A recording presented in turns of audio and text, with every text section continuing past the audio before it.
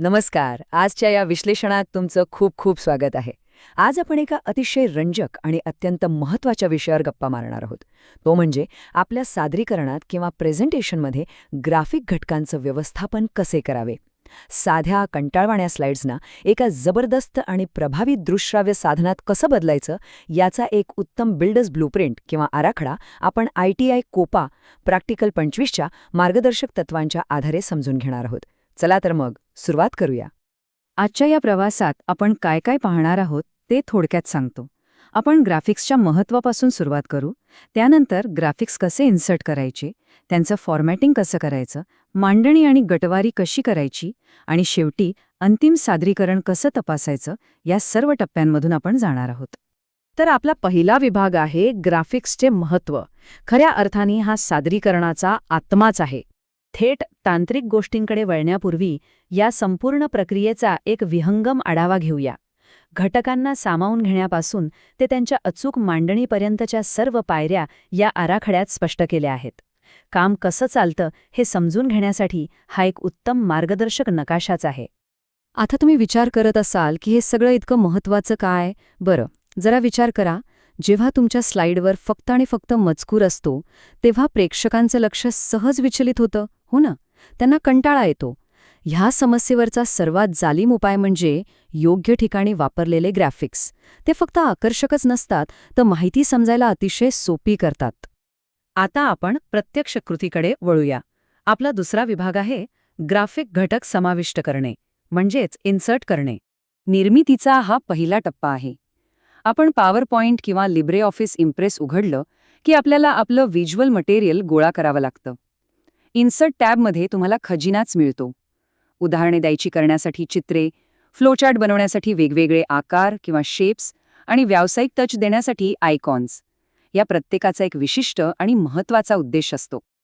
आणि हो, यातलं माझं वैयक्तिक आवडतं टूल म्हणजे स्मार्ट आर्ट. जेव्हा तुमच्याकडे एखादी मोठी कंटाळवाणी यादी किंवा क्लिष्ट माहिती असते तेव्हा स्मार्ट आर्ट अगदी जादूसारखं काम करतं.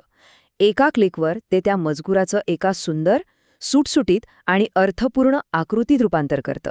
माहिती झटकन समजण्यासाठी हे खरोखरच एक उत्तम साधन आहे. घटक तर स्लाइडवर आले, आता पुढे काय? आता वेळ आहे त्यांना सजवण्याची. आपला तिसरा विभाग चित्रांचे फॉर्मॅटिंग. कच्चे ग्राफिक घटक स्लाइडवर टाकले की आपलं काम संपत नाही. त्यांना सादरीकरणाच्या मूडनुसार तयार करावं लागतं. पिक्चर फॉर्मॅट टॅबमध्ये यासाठी अनेक भारी साधने आहेत. तुम्ही चित्रांना एखादी स्टाईल देऊ शकता, बॉर्डर लावू शकता किंवा अगदी सावली आणि प्रतिबिंब यांसारखे इफेक्ट्स देऊ शकता. आणि सर्वात महत्त्वाचं म्हणजे क्रॉप टूल. चित्राचा जो भाग नकोय तो अचूकपणे कापून काढण्यासाठी याचा खूप उपयोग होतो.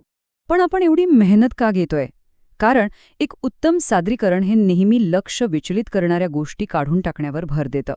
फॉर्मॅटिंगमुळे फक्त चित्राची गुणवत्ता वाढत नाही, तर अनावश्यक गोष्टी दूर झाल्यामुळे तुमचं प्रेझेंटेशन अतिशय व्यावसायिक आणि क्लीन दिसतं. चला, आता पुढे जाऊया. आपला चौथा विभाग वस्तूंची मांडणी आणि गटवारी. स्लाइडवर सुंदर ग्राफिक्स तर आहेत, पण ते इकडे तिकडे विखुरलेले असतील तर कसा गोंधळ वाटेल ना?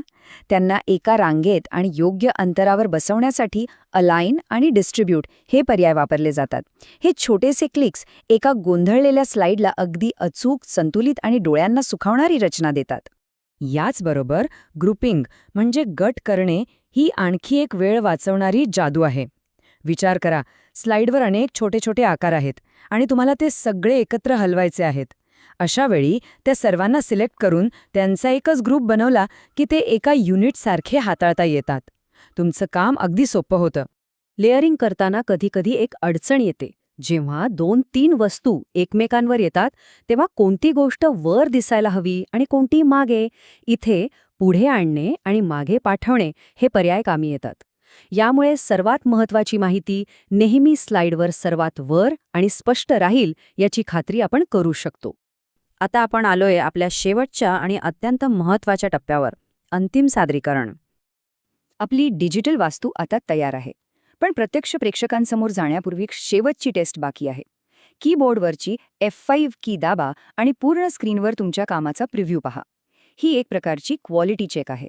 सगळे ग्राफिक घटक त्यांच्या अचूक जागेवर आहेत ना आणि ते योग्यरित्या दिसतायत ना हे तपासण्यासाठी ही अत्यंत आवश्यक पायरी आहे. हे सर्व आपण जे शिकलो त्याचा थेट संबंध ITI कोपाच्या अभ्यासक्रमाशी आणि प्रॅक्टिकलशी आहे. ग्राफिक घटकांचे योग्य व्यवस्थापन करणं हे फक्त प्रेझेंटेशन सुंदर बनवत नाही, तर तुमची एकूणच डिजिटल कौशल्य अधिक मजबूत करतं, हे यातून आपल्याला समजतं. जाता जाता एक विचार नक्की करा. ग्राफिक व्यवस्थापनाचं हे कौशल्य आत्मसात केल्यावर तुमचा साधासा स्लाइड शो एका शक्तिशाली आणि जिवंत दृश्यश्राव्य संवादात कसा बदलू शकतो. खऱ्या अर्थाने योग्य ग्राफिक्स हे केवळ माहिती देत नाहीत, तर ते प्रेक्षकांच्या मनावर एक कायमस्वरूपी छाप सोडतात. याच एका महत्त्वाच्या विचारासोबत आजचं हे विश्लेषण आपण इथेच थांबूया. आशा आहे तुम्हाला ही माहिती उपयुक्त वाटली असेल.